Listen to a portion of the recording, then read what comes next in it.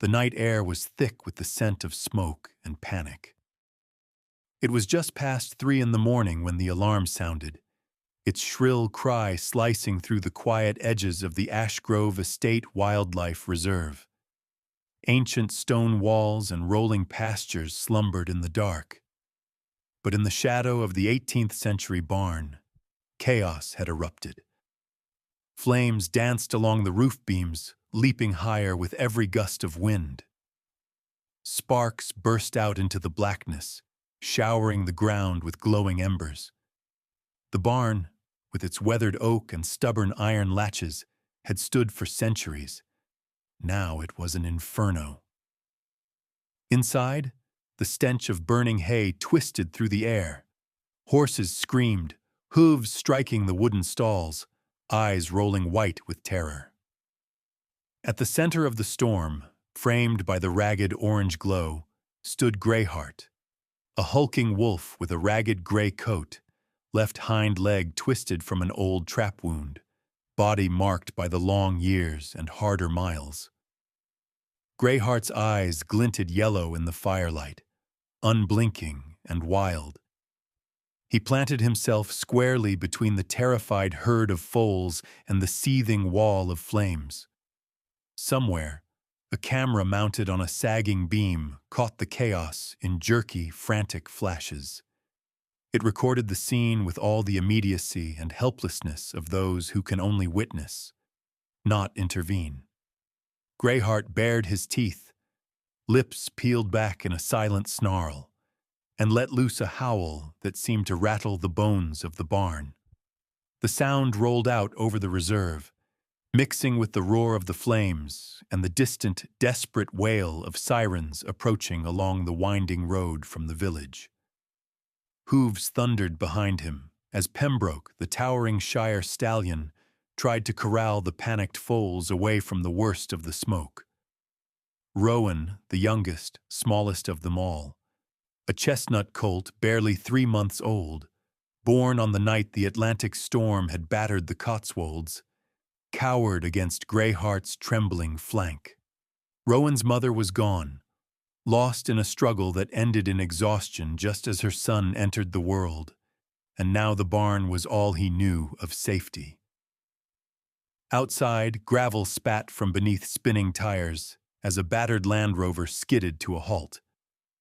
Hannah Whitcombe, fresh from university and less than a year into her internship at Ashgrove, tumbled out, her heart hammering so loudly she thought she might faint. The flames cast her shadow huge and thin across the stone yard as she sprinted toward the barn. She shouted into her radio, voice cracking, "This is Whitcombe! Barn fire at the south field! Horses and Greyheart are trapped inside! We need fire and rescue now!" As she reached the doors, the heat slapped her face, sucking the moisture from her skin. She tried to force the heavy latch, but the metal burned her palm. Inside, Greyheart glanced at her, eyes locking with hers for a split second through the crack in the door. Then, as if making a decision no animal should ever have to make, he turned away from safety, deeper into the burning barn, toward the terrified animals still trapped in the rear stalls. The fire crackled, wood groaned, and suddenly a support beam, weakened by centuries of rain and rot and now by fire, let out a sharp, splintering crack. Freeze frame. For the briefest moment, everything seemed to halt. Greyheart, in the center of the inferno, ears laid flat against his head, the red glow painting his fur in streaks of gold and black. A great beam sagged above him, teetering ash and flame cascading from its length. Rowan's wide, innocent eyes reflected the horror unfolding above. Hannah's mind spun. Why is he doing this? Why is a creature born to hunt, a relic of wild Britain, choosing to die for a horse? Then the world snapped forward again. The beam dropped, smashing inches from Greyheart's skull. He leapt back, barking hoarsely, driving Rowan and the foals toward a side door that Hannah and the others had almost forgotten existed. Hannah kicked at the warped boards, adrenaline lending her strength she never knew she had, finally breaking them loose. Smoke billowed out, stinging her eyes and filling her lungs. Sirens grew louder. The fire and rescue service barreled onto the property, headlights scattering through the night. Lady Amelia Ashcroft herself was there, wrapped in a heavy coat, shouting orders to the men and women spilling from the trucks. Roger Huxley, head ranger, barked commands, his military voice cutting through the chaos. Together, they hauled open every door and forced the panicked animals into the safety of the paddock beyond. But Greyheart refused to move, still circling Rowan, teeth bared at the inferno.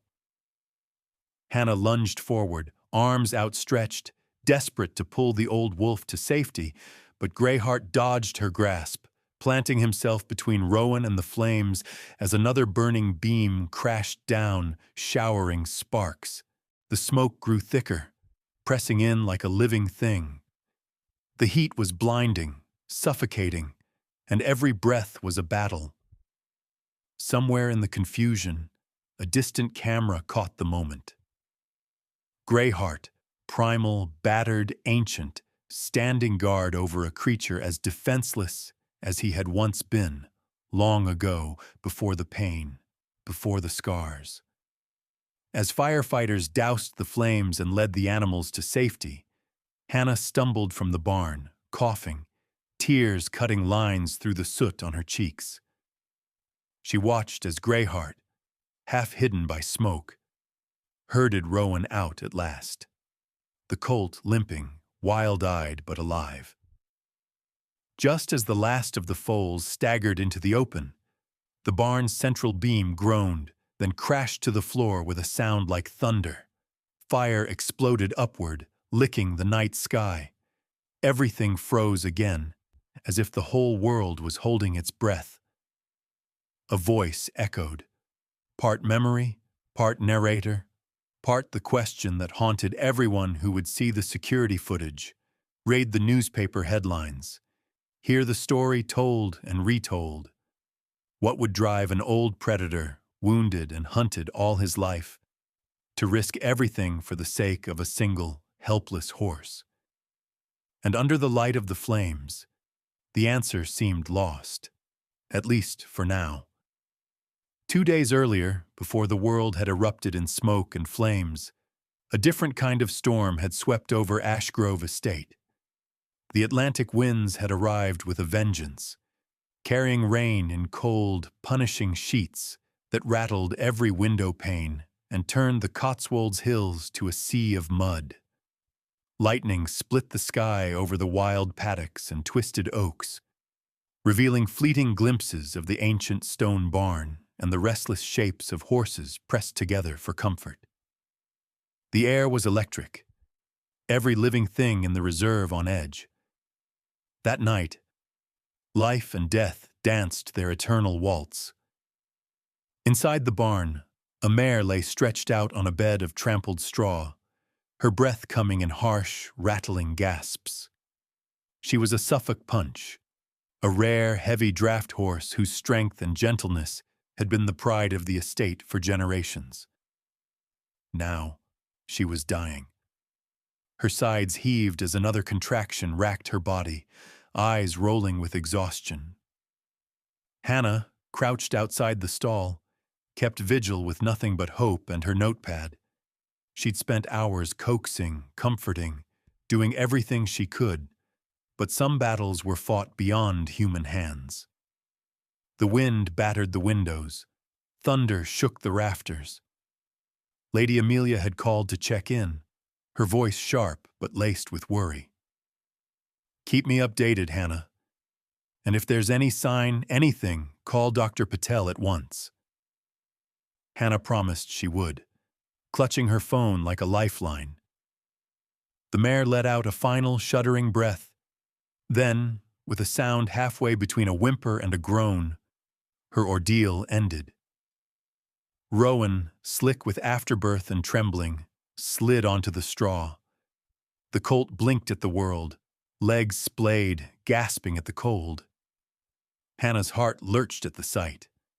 She pressed a towel around the tiny body, whispering encouragements she wasn't sure the newborn could hear. The storm outside faded for a moment, replaced by the fragile rhythm of new life. But the mother never rose. Rowan's whimpers rose and fell in the darkness. Hannah's fingers shook as she called Lady Amelia with the news. "The foal's alive, but the mare's gone. He's weak, so small." Outside, rain hammered the tin roof in a relentless drumbeat. Unbeknownst to Hannah, something else had picked up the scent of birth and blood. Greyheart was there, somewhere out in the wild grass, his old injury slowing but never stopping him. He limped through the mud, head low, drawn by a scent he'd learned long ago. Pain, vulnerability, the call of something new and unprotected. Greyheart slipped through the half-open gate, silent as mist. Horses snorted and scattered in their stalls, but the wolf ignored them all. He followed the scent straight to the foal. Hannah, exhausted and aching, had stepped outside for air, trusting the cameras to watch over the barn. In her absence, Greyheart approached Rowan, who shivered, weak and half-dreaming, next to his mother's still form. The wolf stood over him for a long moment, nose twitching, ancient instincts battling something deeper. He could have taken the foal. No one would have known until morning. But he didn't. Instead, Greyheart did something no one could have predicted. He lay down, curling his great battered body around Rowan, sheltering the colt from the worst of the wind. His thick fur pressed warmth into the shivering frame. Rowan blinked, too tired to protest, and nuzzled in closer. The wolf's breath rose and fell in a slow, steady cadence. Outside, the storm raged on. The barn became a small island of fragile safety, defined by an unspoken truce between two survivors. It was the movement on the barn cameras that first caught Hannah's attention when she came back inside. She leaned in, squinting at the grainy night vision feed. There, a wolf, unmistakably Greyheart, lying right next to the foal. Panic exploded through her. She grabbed her flashlight, nearly tripping as she sprinted to Lady Amelia's office. Her words tumbled out in a breathless rush. "There's a wolf in the barn, Greyheart. He's with Rowan, the foal. He's just lying there." Lady Amelia listened, as still and cold as a marble statue. After a moment, she set her teacup down with a quiet clink. "Stay calm, Hannah. Do not intervene. I want you to observe and keep your distance. This is extraordinary behavior, but it's also a risk. We have to trust the process for now." Hannah didn't sleep that night. She monitored the cameras, heart in her throat, afraid every second that she'd see Greyheart's jaws close around Rowan's throat. But hour after hour, the two remained curled together. The old wolf and the orphaned colt, as if fate itself had tied them. By sunrise, the storm had finally blown itself out. Mist hung over the pastures. When Hannah finally dared to open the barn door, she found Rowan standing, wobbly but upright, while Greyheart nudged him, licking away the last traces of blood and afterbirth. The wolf met Hannah's eyes. For a heartbeat, she saw something in his gaze that defied every textbook she'd ever read. An intelligence, a kind of fierce protectiveness that didn't fit into any neat scientific theory. She stepped back, breathless, and made her notes. Greyheart exhibiting highly unusual behavior, protective of orphaned foal, no aggression, will monitor closely. She sent her findings to Oxford, her hands still shaking. The reply came quickly. Unprecedented, but not impossible. Trauma can create surprising cross-species bonds. Observe and record. Do not intervene unless the foal is in danger. Days passed. The footage spread among the Ashgrove staff like wildfire. Disbelief, then fascination, then a cautious, fragile hope.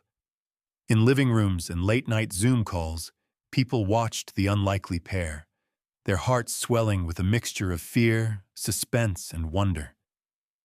And so, before the fire, before the screams and the sirens, it was this: a stormy night, a death, a birth, and a choice that would change everything.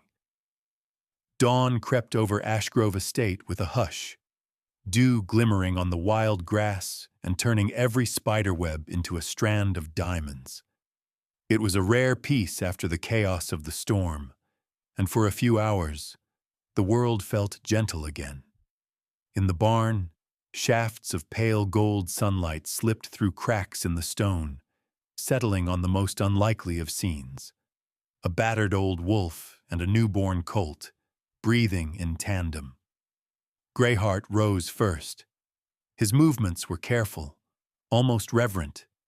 He nudged Rowan with his broad snout, prodding the colt to stand. Rowan's legs shook as he struggled up, knees buckling, but Greyheart was patient, circling, encouraging, refusing to let him quit. Rowan leaned against the wolf's rough side, drawing strength from the unlikely guardian.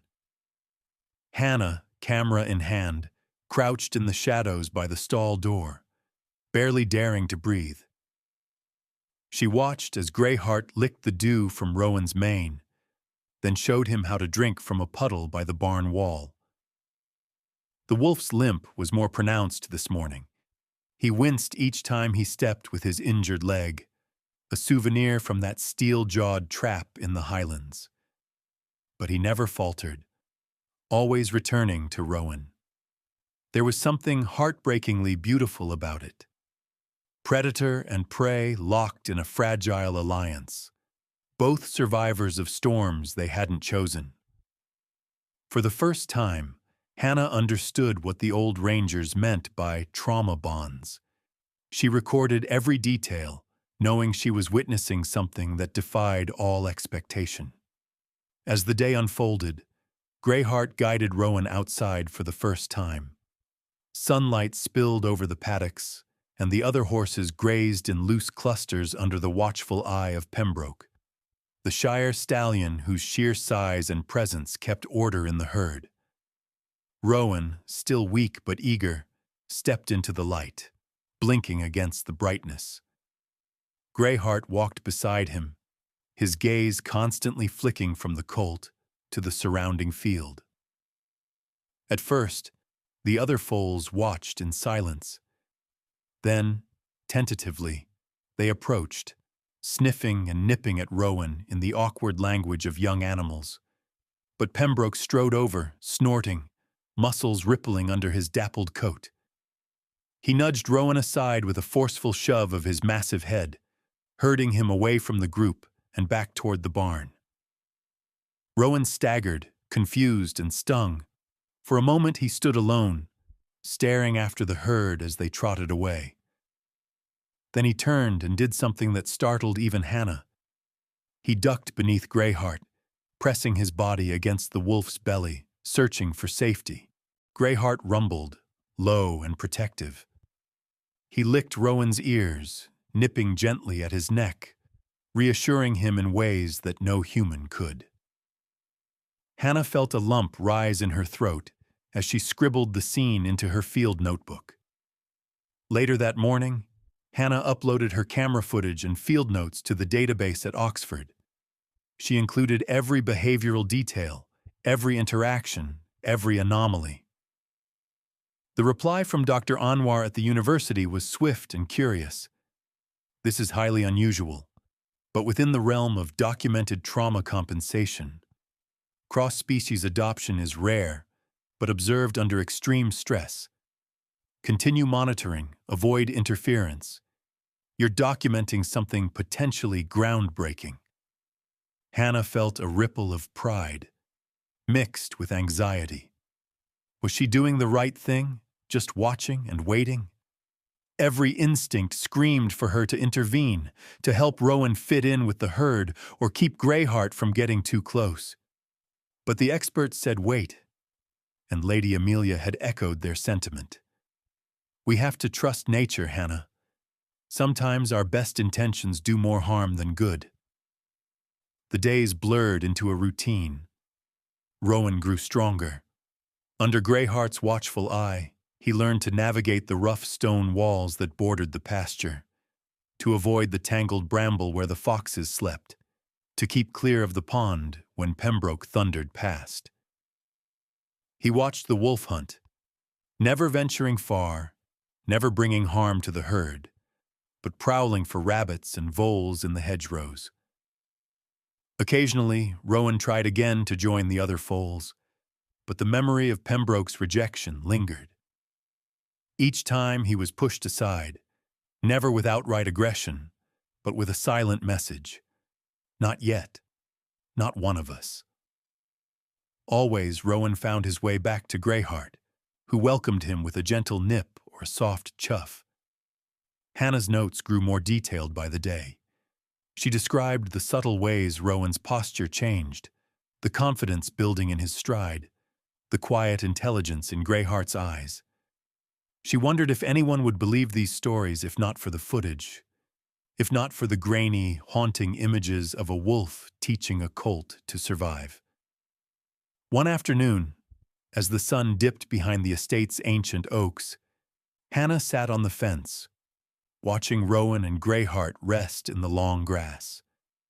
She found herself talking quietly to the animals, as if her words could bridge the gap between their world and hers.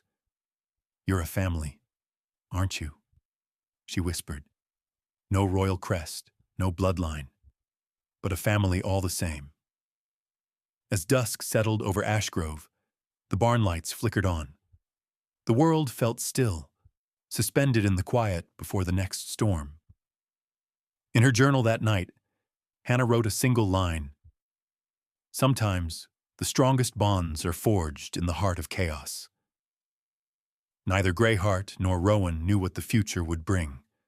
But for this moment, beneath the wide English sky, they had each other. And that, Hannah thought, might be enough. The gentle days that followed brought with them a tense new current beneath the calm. Though the drama of the storm and Rowan's birth had begun to settle into the daily routine at Ashgrove Estate Wildlife Reserve, change was lurking just beyond the stone walls, in the silence between patrols and the shadowy corners of the ancient fields. As spring sunlight warmed the hills, an old threat crept quietly into the heart of the sanctuary. Roger Huxley made his rounds before sunrise, as he always did, boots crunching through the dew and Land Rover headlights bouncing off dry stone fences. He was a man of habit and vigilance, a former Royal Marine whose sense for trouble had never dulled. That morning, something caught his eye in the far north field, a patch of fencing that wasn't quite right. The wire sagged in a new way, and when he knelt to inspect it, he found fresh cuts in the steel, rough and hasty, as if someone had been in a hurry. In the mud, tire tracks crisscrossed the ground, the pattern unmistakable. An off-road vehicle with all-terrain tires, the kind you didn't see in these parts unless you were hunting or hiding. He followed the tracks into the hedgerow, where the telltale shine of brass glinted in the grass. Bending low, he picked up an empty shell casing. Long rifle, cheap and common, but never used by anyone who belonged on this land. Nearby, the ground was scuffed with heavy boots, and there was a cigarette butt ground into the moss, half burned and stamped out in a hurry. Roger's stomach turned. He snapped photos, logged the location, then keyed his radio.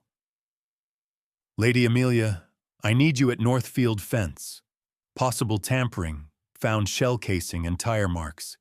This is a potential security risk." The estate manager's reply came crisp and measured. "On my way. Meet at the breach. Within the hour, a council of sorts had gathered at the main house. Lady Amelia, Roger, Hannah, and a handful of trustees and landowners who still fancied themselves guardians of the old ways. They crowded around Roger's map, the evidence laid out on the oak table like cards in a losing hand. "I don't like the look of this," muttered Mrs. Dean, the oldest member of the council, glasses slipping to the tip of her nose. "First that wolf, now poachers?" Roger nodded, jaw set. "Rustlers, most likely. They target young stock for racing, breeding, or meat. The Midlands gangs have moved south before. Hargreaves' crew is ruthless and not above burning a barn to cover their tracks. I'd bet my pension this is them scouting our lines." Lady Amelia's voice cut through the murmur. "And what of Greyheart?" She turned to Hannah, eyes sharp and appraising. "Is the wolf still guarding the colt?" Hannah nodded, feeling the weight of everyone's gaze. "Every night. He hasn't left Rowan's side for more than an hour. The herd's on edge, but so far, no aggression from Greyheart. Only protective behavior." A heavy silence fell. One of the councilmen, a large, red-faced man who owned a string of stables on the far side of the Cotswolds, broke in, voice hard. "It's not safe, Amelia. The presence of a wolf, especially one so attached to the herd, will only attract more attention. The press is already sniffing around. We should relocate the animal, move him north to the sanctuaries before someone gets hurt or something worse happens." Others murmured their agreement, casting nervous glances at the footage of Greyheart and Rowan displayed on Hannah's laptop. "We've already lost one mare, and if these rustlers come back..." Lady Amelia raised her hand, silencing them.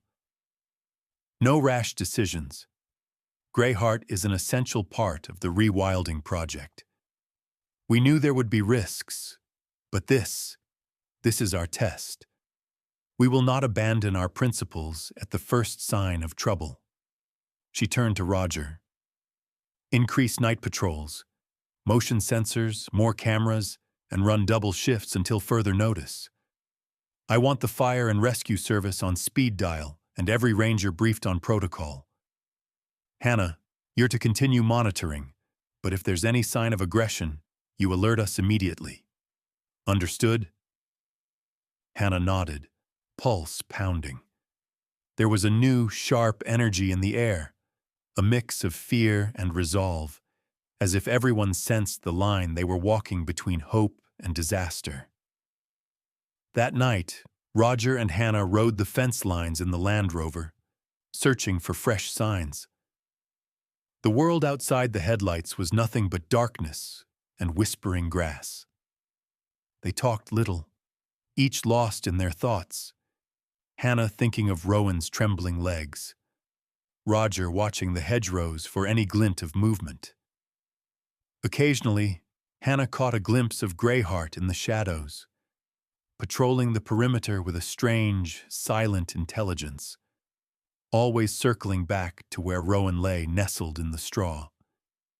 The wolf seemed aware of the growing danger, and it made Hannah's heart ache with a kind of dread.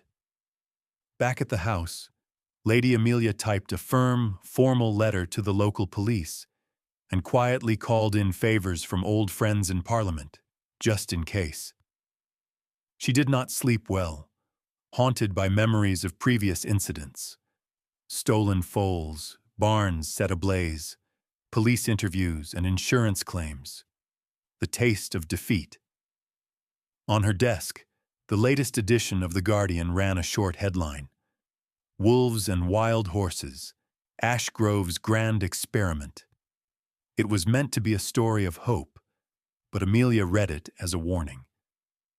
The next day, as the estate busied itself with double shifts and new cameras, a storm of a different kind was gathering on the horizon. Not of rain, but of men with hard eyes and colder hearts, waiting for their moment to strike.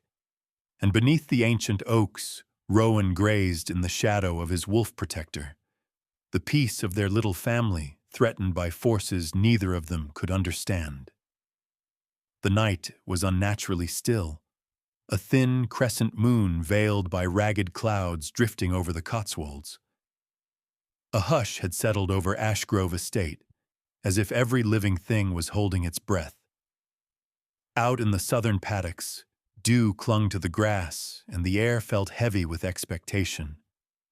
Unseen by the sleeping villagers or the patrolling rangers, 3 figures slipped across the darkened fields, moving with practiced caution. They were led by Clive Hargreaves, a wiry man with a scar along his jaw, his every step betraying years of cunning and ruthlessness. His crew, 2 heavy-set men, one silent and the other constantly glancing over his shoulder, fanned out behind him, each carrying duffel bags stuffed with ropes, bolt cutters, and tools meant for a quick, brutal job. At the edge of the estate, one of them cut the power to the barn with a snap of insulated pliers, plunging the old building and its yard into darkness. Security lights blinked out. The soft red glow of the surveillance cameras dimmed, then died.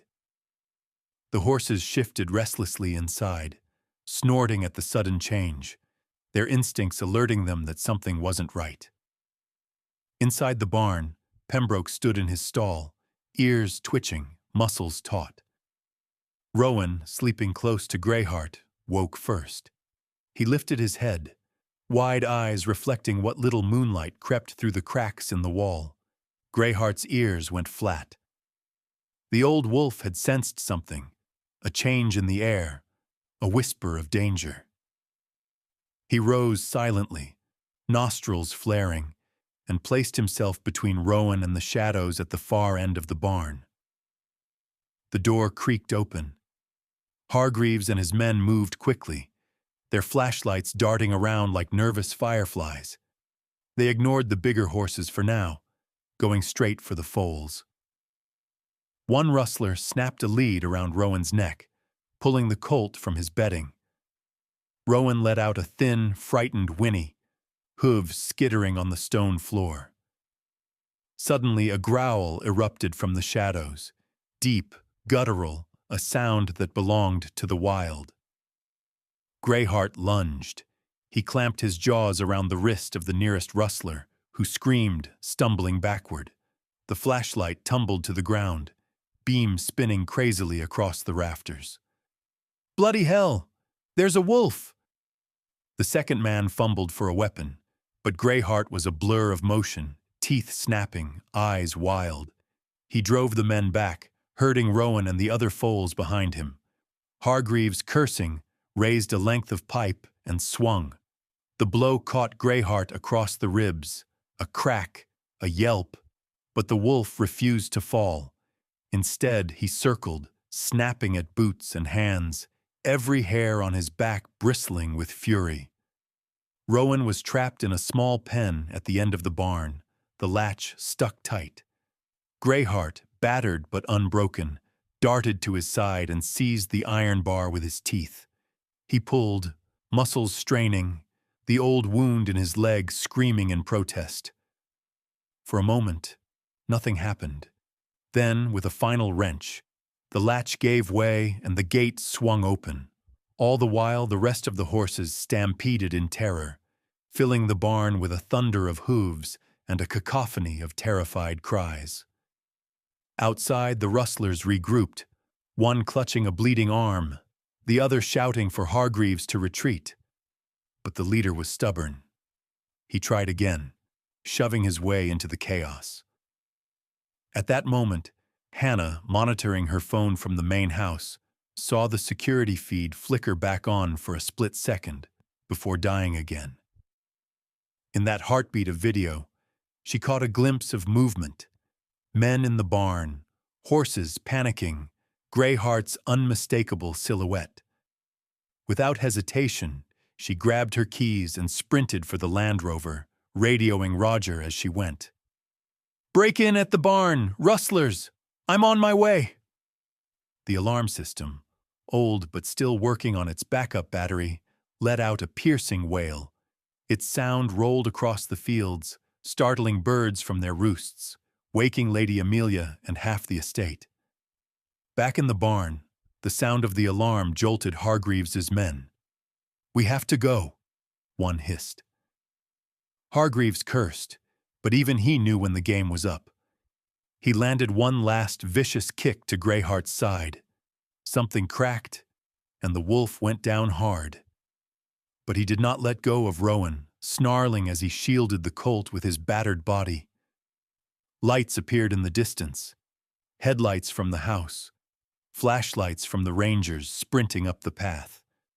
The rustlers scattered, vanishing into the hedgerows, but not before Hargreaves glared back over his shoulder, memorizing every detail for revenge. Inside the barn, Hannah and Roger arrived to chaos. Hannah's eyes immediately found Rowan and Greyheart huddled in the far corner. She rushed to them, tears streaming down her face as she checked the old wolf's wounds. Blood matted his fur, and every breath was a struggle. Roger chased after the escaping rustlers, but they had already melted into the darkness, leaving only wreckage and fear behind. The barn was a mess. Doors hanging off hinges, hay trampled, the air thick with dust and panic.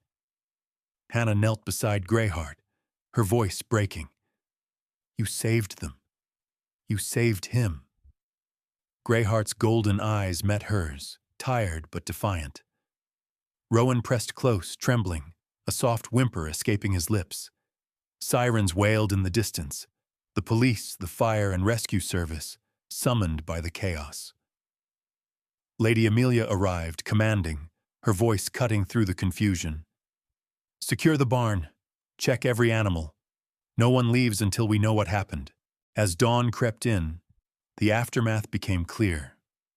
The rustlers had failed, but not without leaving scars on Greyheart, on Rowan, and on the hearts of everyone at Ashgrove Estate. In the hush that followed, it was the battered wolf, still standing between danger and the vulnerable, who became the silent hero of a night no one would forget. Dawn brought little peace to Ashgrove Estate. The shattered quiet after the rustlers' attack was filled with an anxious, exhausted energy. The barn stank of fear and sweat and spilled hay. Greyheart, battered and bleeding, lay curled protectively around Rowan, his chest heaving with every shallow breath. Roger paced the scene, barking orders to the rangers, his face grim as he documented every broken latch and trampled gate. Hannah barely left Greyheart's side. She dabbed at his wounds with trembling hands, voice low and urgent. "Hang on, old boy. Please, just hang on." Rowan pressed close, his small body shaking, nuzzling the wolf's battered side. Lady Amelia moved through the chaos, her presence calm but commanding. She spoke with the police, then pulled Hannah aside. "We can't take any more risks," she said quietly. "Tonight we double every patrol. We rotate the horses, Rowan included, between barns every few hours. If they come back, they'll find us ready." Hannah nodded, eyes never leaving the wolf. But Clive Hargreaves was not the sort to accept defeat. All day, he nursed his wounded pride and aching hand in a dingy pub on the edge of the Midlands, plotting. "That damned wolf ruined everything," he spat to his men. "We'll send a message they'll never forget." He waited until the skies darkened and a fresh wind swept in from the west, then loaded a can of gasoline and a box of matches into his van. That night, the southwest wind picked up, carrying the scent of rain and the promise of another storm. The estate braced for trouble. Roger and his men drove slow circuits along the boundary, headlights raking the hedgerows, radios crackling in the dark. Hannah barely slept, pacing the barn, clutching a heavy flashlight and listening for the slightest sound outside. Midnight came. Rowan dozed fitfully, pressed into Greyheart's chest, while the wolf remained awake, ears pricked to every gust and rustle. Beyond the barn walls, a shape moved through the darkness. Clive Hargreaves, face masked by a scarf, crept through the yard, gasoline cans sloshing. He circled to the back of the barn, where the wind funneled down the hill, and splashed gasoline along the timber, drenching the old planks and straw. The fumes spread quickly, rising up beneath the ancient eaves. He struck a match and tossed it at the wall. Fire blossomed with a roar, flames racing along the wood, licking hungrily up the side of the barn. In seconds, the building was a beacon in the night, orange and violent against the black sky. Inside, Greyheart lifted his head, hackles rising. The scent hit first, sharp, chemical, unnatural. Rowan woke to the crackle and heat.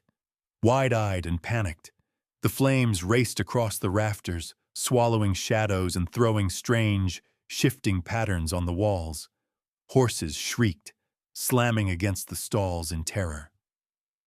Greyheart didn't hesitate. Despite the pain in his ribs, he barked sharply and charged toward the door, teeth bared. Smoke billowed in, thick and choking.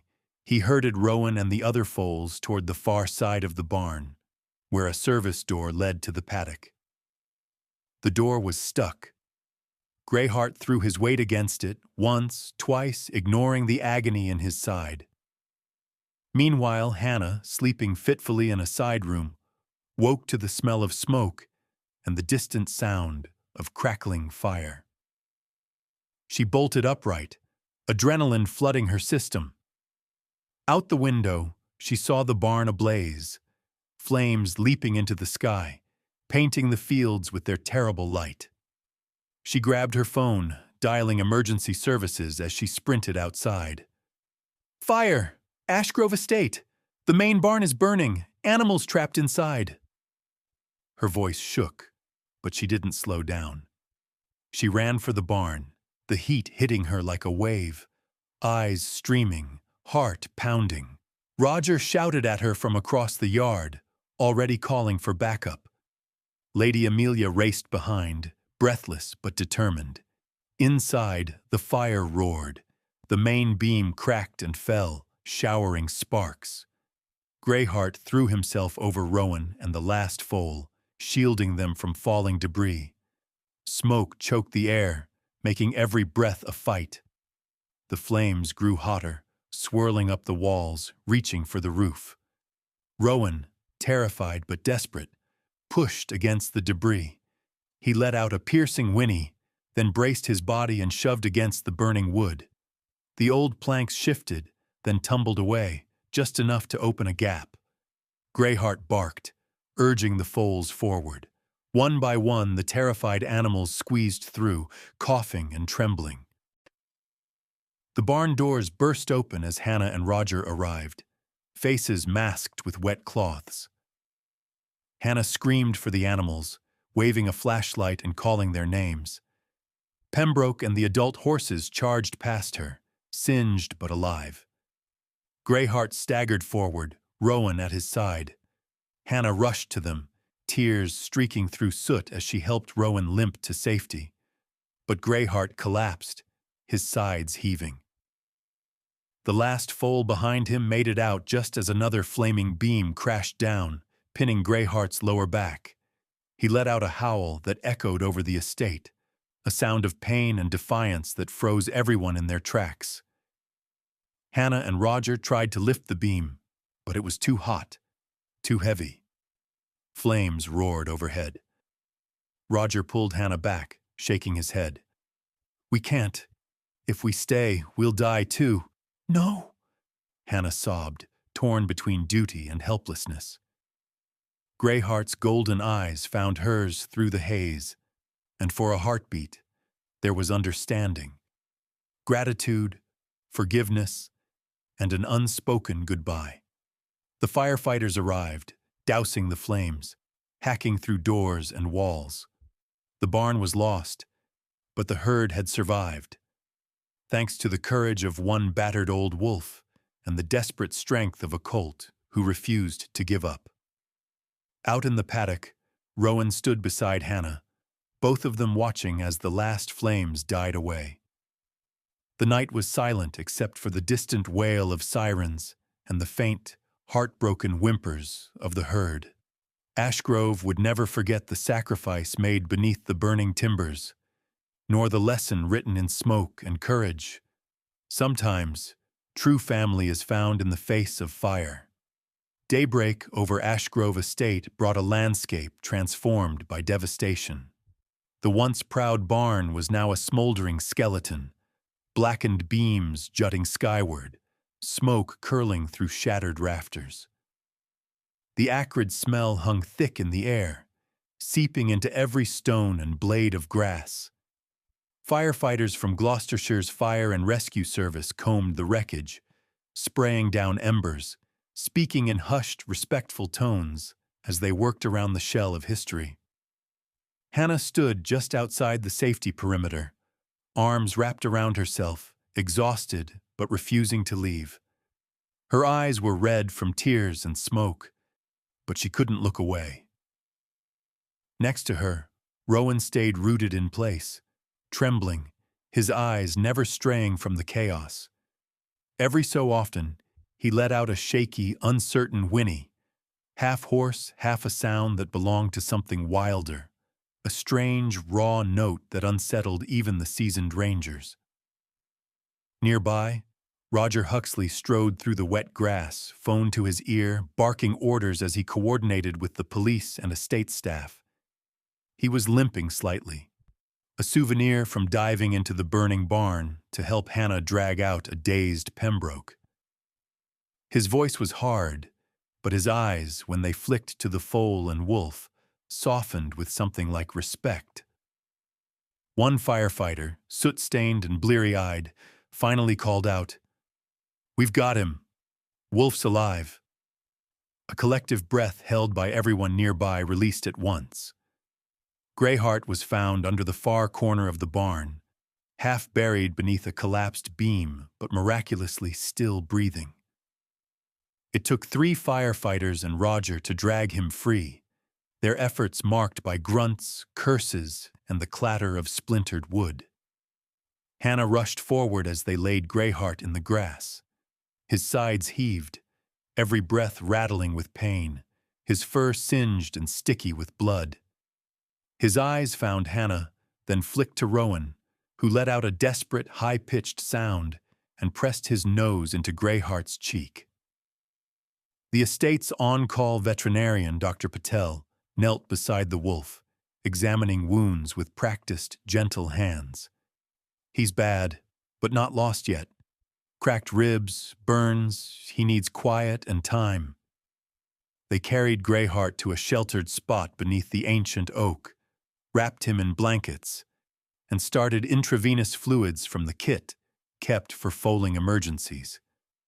Meanwhile, the police interviewed Hannah, Roger, and Lady Amelia under the spreading branches of another tree.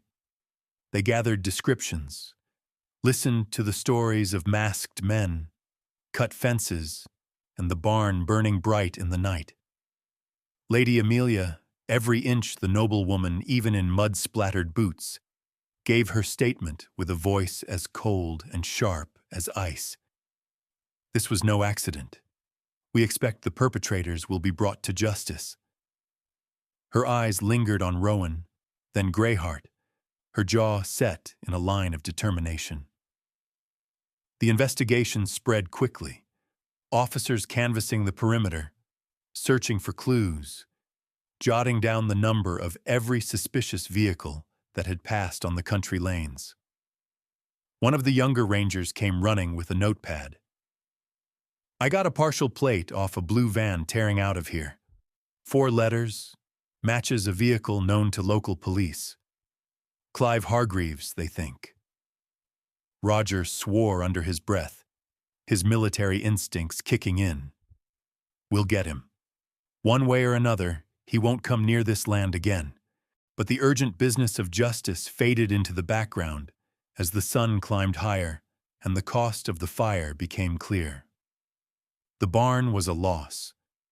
2 centuries of history reduced to smoking ruin. Some of the horses had minor burns or cuts, but all would survive. The herd had scattered to the far paddocks, nervous and jumpy, but safe. All eyes, however, were on Greyheart. Hannah and Dr. Patel never left his side. Rowan, refusing to be separated, curled against the wolf's battered flank, standing watch through the long morning and into the afternoon.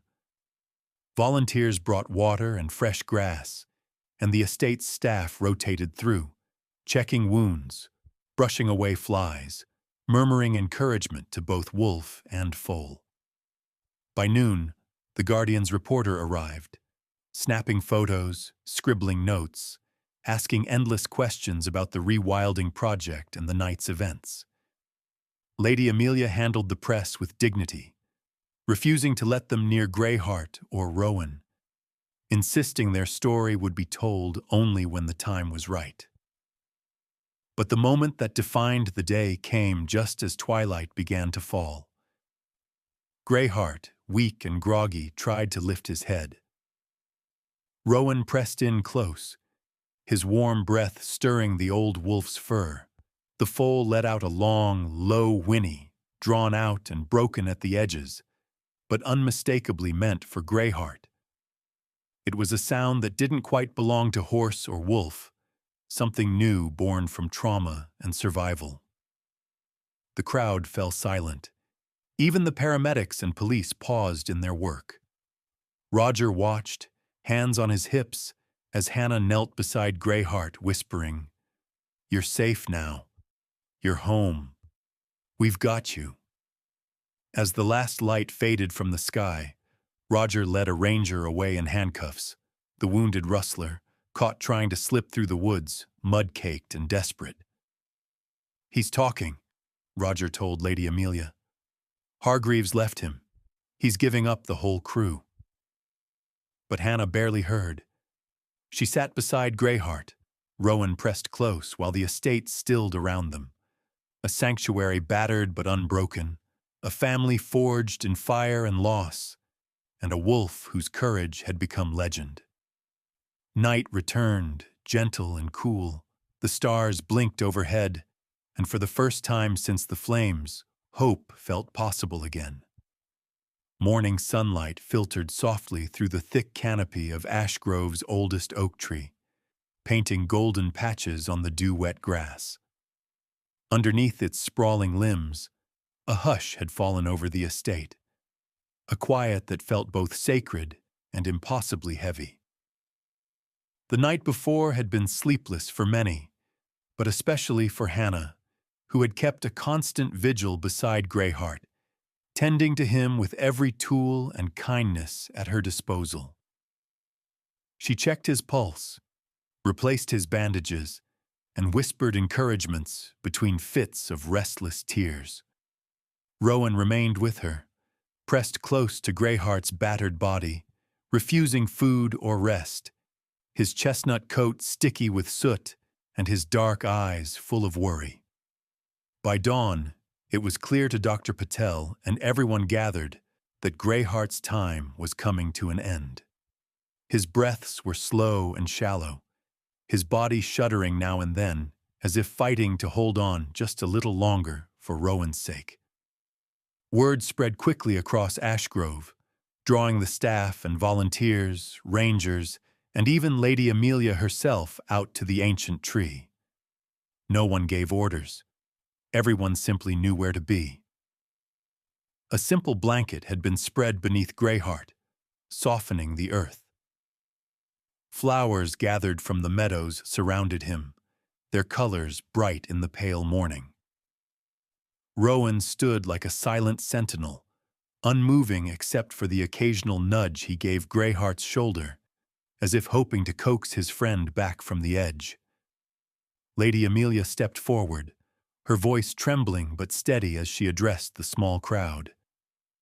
"This tree has stood for over 3 centuries, she began, her words carrying a quiet reverence. "And beneath it, today, We say farewell to a creature who showed us the true meaning of courage. Her gaze swept over the assembly. Rangers with caps in hand, volunteers with tears on their cheeks. Even Dr. Patel, usually so stoic, blinking rapidly as she checked the wolf's heartbeat one last time. Hannah knelt at Greyheart's side, hands trembling as she stroked his fur. "Thank you," she whispered, voice breaking. "For everything. For Rowan. For all of us." She pressed her forehead gently to his, and for a moment it was just the two of them. No witnesses, no cameras, only the bond they had built in the ashes and storms. Greyheart's eyes fluttered open, and he fixed them on Rowan. The colt, feeling the gaze, let out a quiet, plaintive whinny, softer than before, laced with grief. In that fragile moment, the old wolf seemed to gather every last scrap of strength. He lifted his head, barely, and rested it across Rowan's neck, breathing in the foal's scent as if to carry it with him. The sun climbed higher, golden light brushing across the scene as Greyheart's breathing slowed, then faded. When the final breath left his body, it was as gentle as a summer breeze, barely stirring the grass. Silence fell, a heavy, shattering silence. Hannah sobbed openly, her hand over her mouth. Roger lowered his head, clenching his cap in his hands. Even Lady Amelia, ever composed, wiped a tear from her cheek before standing a little straighter. It was Rowan who broke the quiet. He drew back his head and made a strange, haunting sound, a cross between a foal's whinny and a wolf's mournful howl, the sound carrying across the paddocks and out into the wild fields beyond. It was a song of loss, but also of memory, a tribute from one soul to another. The group gathered around the body. Together, they dug a grave beneath the oak, the task solemn and shared without complaint. Flowers and handfuls of fresh earth were placed with care around Greyheart, and Lady Amelia knelt to say a final few words. "There are many kinds of nobility in this world," she said quietly, "but none greater than the courage to protect the vulnerable."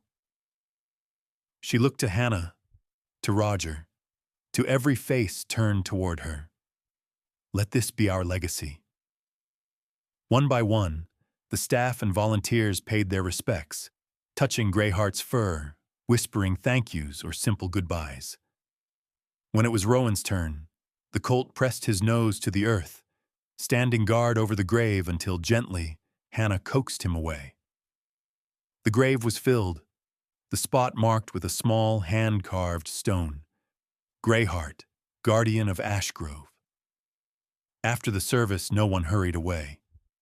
They lingered beneath the great tree, speaking softly, sharing stories of the wolf's courage and the unlikely friendship that had captured every heart. A few took photos for the estate's record, but most simply stood in the peace, letting the sun dry their tears. Hannah sat with Rowan, her arm draped over his neck. "He loved you," she murmured, voice still raw. "He made you strong. You're not alone." Rowan leaned into her, shivering once as if shaking off a shadow, then raising his head to watch the breeze stir the high leaves. Lady Amelia addressed the group one last time. "From this day forward, let the oak stand as a living memorial. Let Greyheart's story remind us all, no matter our scars or our beginnings, we can choose courage. We can choose compassion." As the sun climbed, people drifted away to their duties, returning to the work of tending land, animals, and each other. Hannah remained with Rowan beneath the oak, the two of them quiet, bound by loss, but also by hope. In time, the others would join them again, checking in, sharing meals, building new memories.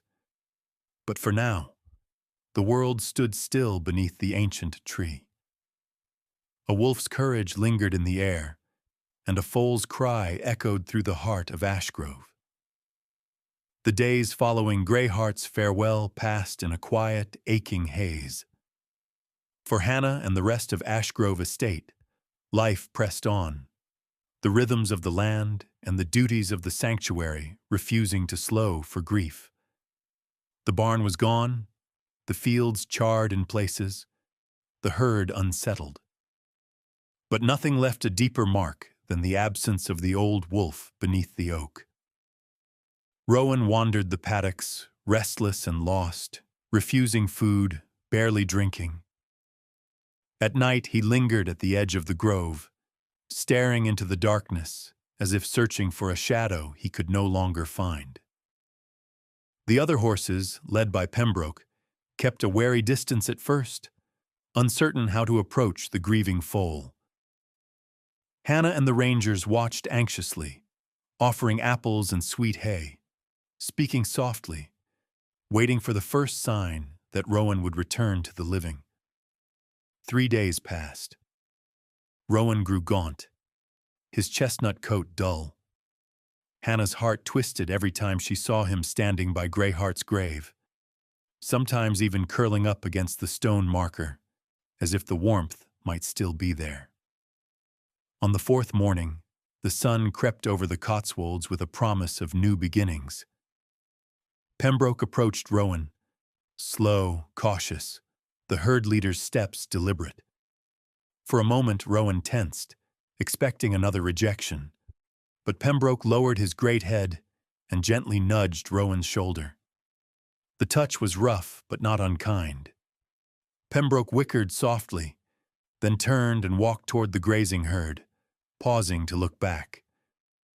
Rowan hesitated.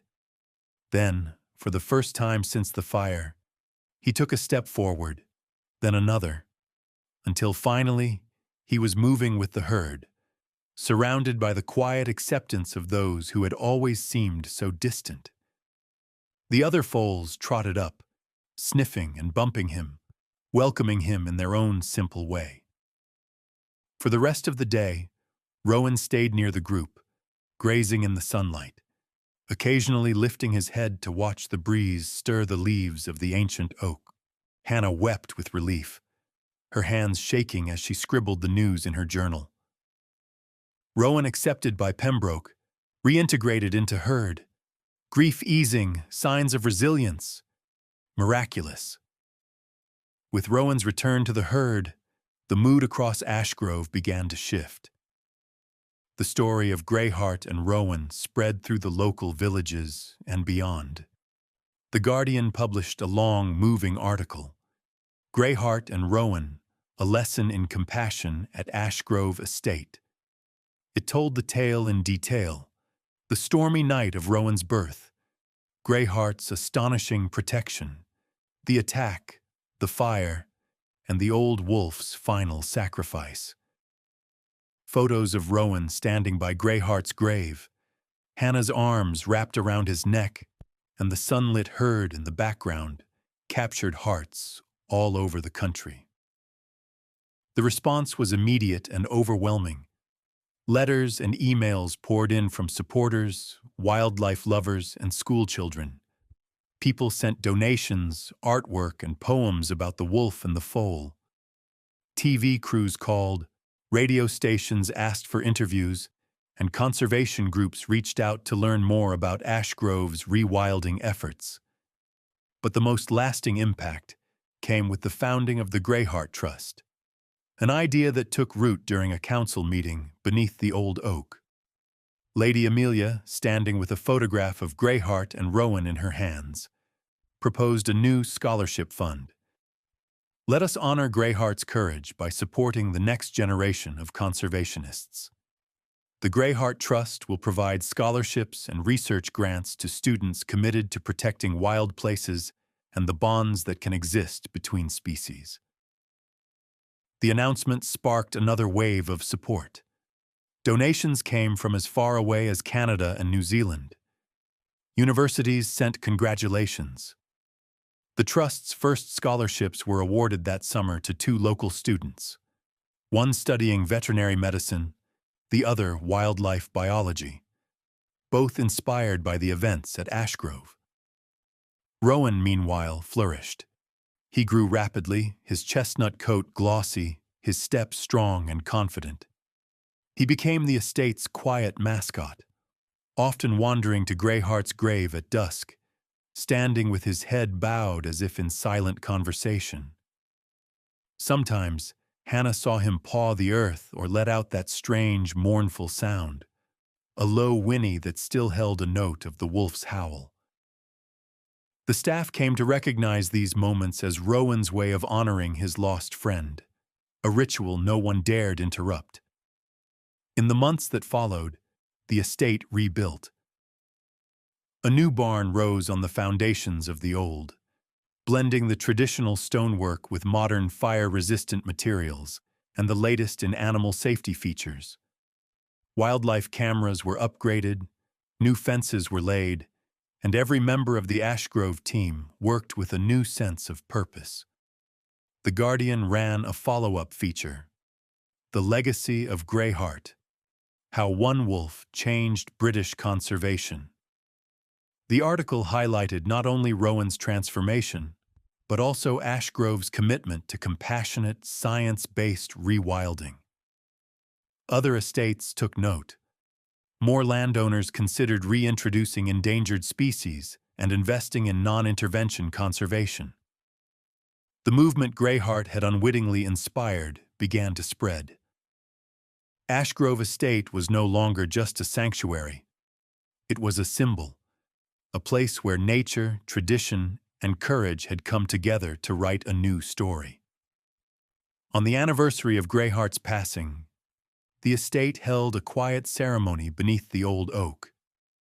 Students, villagers, and conservationists from all over England gathered to honor the wolf's memory and celebrate the hope he'd brought to their lives. Lady Amelia spoke. "Greyheart gave us more than we could ever repay. His legacy is not just here, but in every act of kindness and courage we carry forward."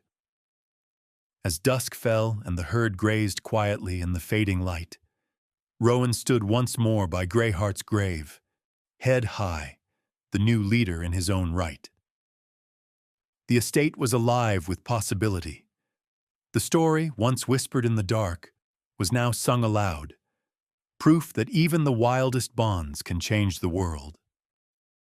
There's a hill at the far end of Ashgrove Estate, gentle and wide, overlooking the entire sweep of green meadows and winding stone fences.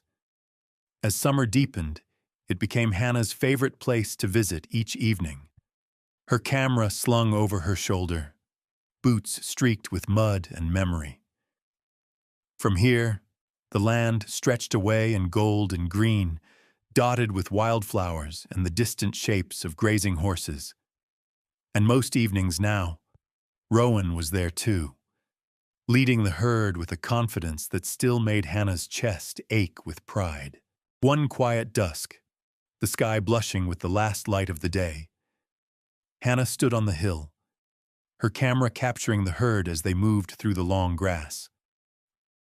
Pembroke, old but still mighty, ambled behind Rowan, who now towered above the other foals, his chestnut coat shining in the sunset.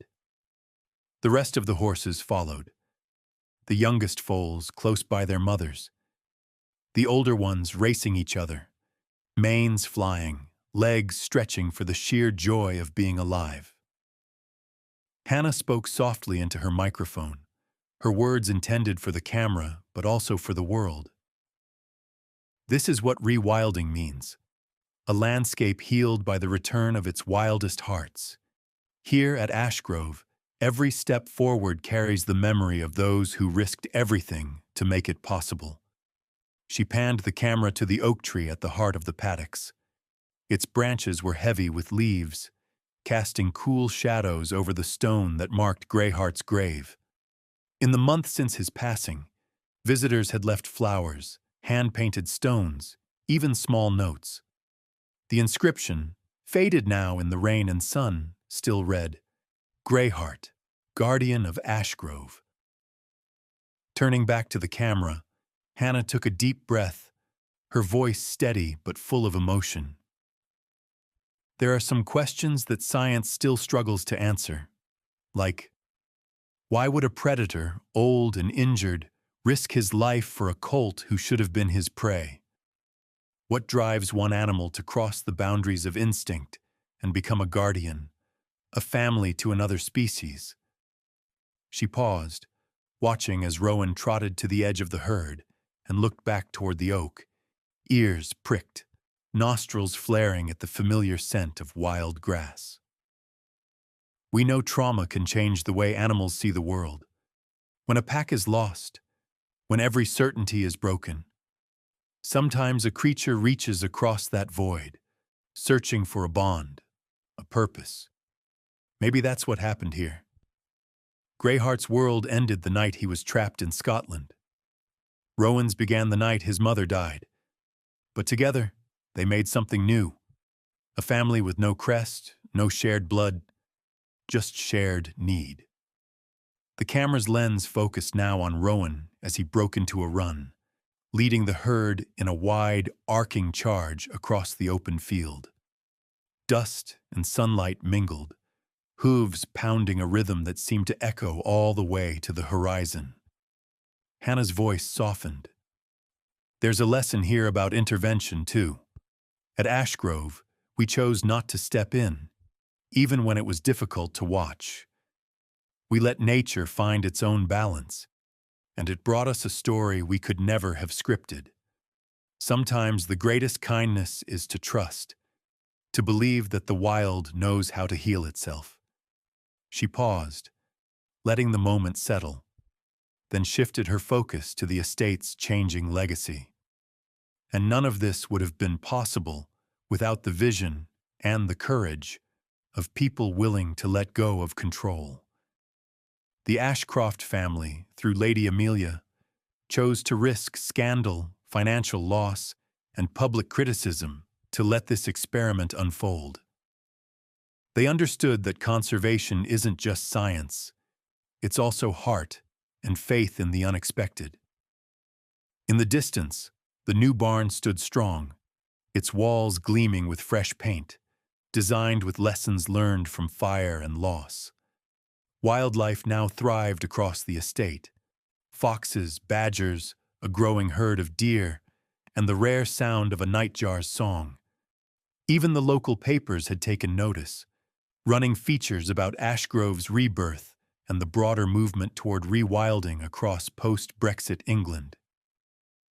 Hannah knelt in the grass, camera now at her side, and looked into the lens for a final personal message. If you followed Rowan's journey, if Greyheart's story has moved you, ask yourself what you might do in your own world. Maybe you'll find a way to support conservation, or maybe you'll simply choose compassion, even when it seems impossible. If an old wolf can choose mercy, then so can we. She smiled, brushing tears from her cheek, sunlight glinting in her eyes. Please share this story. Subscribe, comment, tell your friends. Help us keep the memory of Greyheart and Rowan alive. Together, we can make sure every wild heart finds a home. She clicked the camera off, and for a moment the world was silent except for the rustle of wind and the distant thunder of hooves. Rowan paused at the crest of the hill, the herd behind him, and let out a single ringing call that seemed to answer the hush, part whinny, part echo of the wolf who had made him strong. Down at the oak, the shadows lengthened, but the memory of sacrifice and courage glowed brighter than ever. Ashgrove had been changed, not just by tragedy, but by hope, a hope born in fire and storm and carried forward by every living thing that found refuge on its wild land. And so, beneath the English sky, the story went on. A legacy of unlikely love, of bravery, and of second chances. For as long as Rowan ran the fields and the oak tree stood watch, the lesson of Ashgrove would endure, a reminder to all who heard it that even the most wounded hearts can become the greatest protectors.